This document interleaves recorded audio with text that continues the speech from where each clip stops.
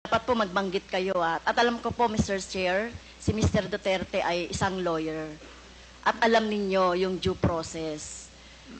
At alam nyo ba paano pahalagahan ang buhay?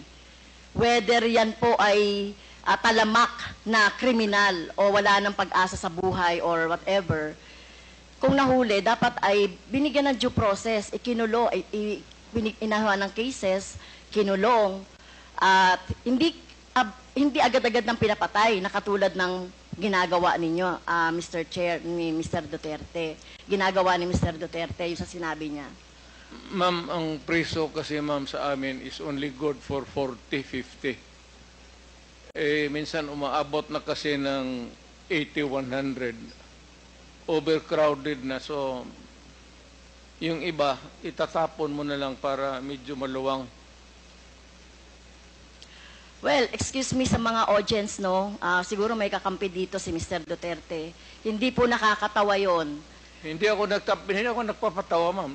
Pero hindi po kami natatawa. Mr. Chair, wag mong gawing katatawanan Well, hindi ang na. hearing na ito. Sinasabi ko sa iyo. Well, naging presidente ka, Mr. Chair. Correct. Pero dapat alam niyo po yung due process at pagpapahalaga sa buhay. Hindi yung ganyan.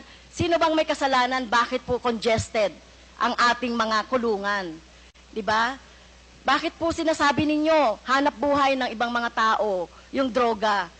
'Di ba dapat obligasyon ng pamahalaan na i-provide ng pagkakataon, oportunidad para sa employment ang mga tao para hindi po na sa droga na katulad ng sinasabi ninyo, no, mga dahilan.